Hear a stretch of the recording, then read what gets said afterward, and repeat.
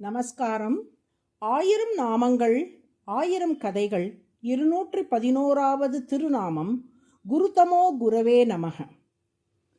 12ஆம் நூற்றாண்டில் காஞ்சிபுரத்தில் வாழ்ந்த தேவராஜன் என்பவருக்கு வரதன் என்றொரு மகன் இருந்தார்.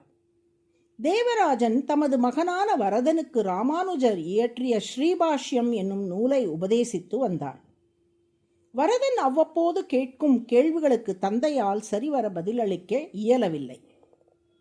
அதனால் தன் மகனிடம், நீ மிகவும் கெட்டிக்காரனாக இருக்கிறாய், உனக்கு ஏற்றபடி ஸ்ரீபாஷ்யத்தை உபதேசிக்க வேண்டும் என்றால் திருவள்ளரையில் வாழும் எங்களாழ்வான் எனும் குருவால் தான் முடியும், நீ அவரிடம் செல் என்று சொல்லி வரதனை திருவள்ளரைக்கு அனுப்பி வைத்தார் தேவராஜன்.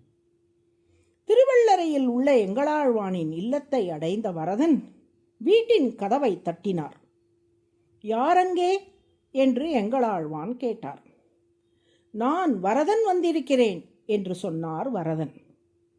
நான் செத்தப்பின் வளாரும் என்று உள்ளே இருந்தபடி பதிலளித்தார் எங்களாழ்வான். ஒன்றும் புரியாமல் காஞ்சியில் உள்ள தனது தந்தையிடமே திரும்ப வந்தார் வரதன். தந்தையே, நீங்கள் காட்டிய குருவிடம் சென்றால் நான் செத்தப்பின் வாரும் என்கிறார். அவர் செத்தப்பின் யாரிடம் நான் செல்வது என்று கேட்டார் வரதன். தேவராஜன், வரதா, நான் என்று அவர் தன்னை சொல்லிக் கொள்ளவில்லை. நீ கதவை தட்டியவுடன் நான் வரதன் வந்திருக்கிறேன் என்று சொன்னாயல்லவா, நான் என்ற அந்த அகங்காரம் செத்தப்பின் வரும்படி அவர் உனக்கு அறிவுரை கூறியுள்ளார். அடுத்த முறை செல்லும்போது அடியேன் வரதன் வந்திருக்கிறேன் என்று சொல் என்று கூறினார் தேவராஜன். அவ்வாறே அடுத்த முறை எங்களாழ்வானின் வீட்டு கதவை தட்டிய வரதன், அடியேன் வரதன் வந்திருக்கிறேன் என்று கூற, உள்ளே வாரும் என்று அழைத்தார் எங்களாழ்வான். ராமானுஜரின் ஸ்ரீபாஷ்யத்தை அடியேனுக்கு உபதேசி தருள வேண்டும் என்று வரதன் பிரார்த்தித்தார். இவ்வூரில் எனக்கு உறவினர்கள் அதிகம். ஆகையால் அவ்வப்போது ஜனன மரண தீட்டு செய்திகள் வந்து கொண்டே இருக்கும். நமது பாடங்களும் தடைப்படும். அதனால் ஸ்ரீவில்லிபுத்தூருக்கு செல்வோம்.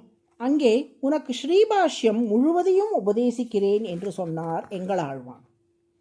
இருவரும் திருவள்ளையிலிருந்து ஸ்ரீவில்லிபுத்தூரை நோக்கி புறப்பட்டார்கள்.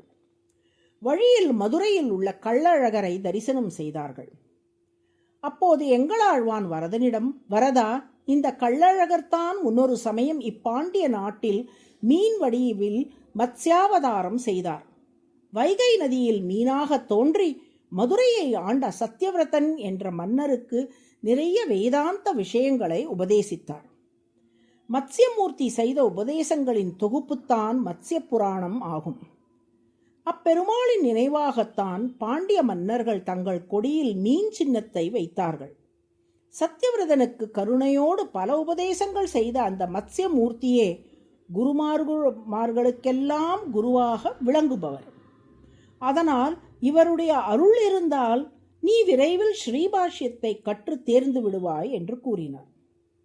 வரதனும் கள்ளழகரை வணங்கிவிட்டு ஸ்ரீவில்லிபுத்தூருக்கு அருகில் உள்ள கொல்லங்கொண்டான் என்னும் இடத்தில் எங்களாழ்வானோடு தங்கி ஸ்ரீபாஷ்யம் கற்றார். அதன்பின் காஞ்சிபுரத்துக்கு வந்து தான் கற்ற ஸ்ரீபாஷ்யத்தை தமது சீடர்களுக்கெல்லாம் உபதேசம் செய்தார். ஸ்ரீபாஷ்யத்துக்கு விளக்க உரையான ஸ்ருத பிரகாசிகை என்னும் நூலையும் உருவாக்கினார். அந்த வரதன்தான் பின்னாளில் நடதூர் அம்மாள் என்று போற்றப்படும் மிகப்பெரிய வைணவ குரு ஆனார். தாம் இத்தகைய குருவாய் உரு எடுத்தமைக்கு பாண்டிய நாட்டில் மீனாய் அவதரித்த மத்ஸ்யமூர்த்தியின் அருளே காரணம் என்பதை உணர்த்தும் விதமாக நடதூர் அம்மாள் தாம் இயற்றிய பிரபன்ன பாரிஜாத்தம் என்ற நூலில் லக்ஷ்மி சக்ஷு அனுப்யானாத் தத்சாரூப்யம் உபேயுஷே நமோஸ்து மீன வபுஷே வேதவேதி விபன்முஷே என்று ஸ்லோகம் அமைத்து மத்ஸ்யமூர்த்தியை துதி செய்துள்ளார். குருதமோ குரு என்றால் குருவுக்கெல்லாம் குருவாக விளங்குபவர் என்று பொருள்.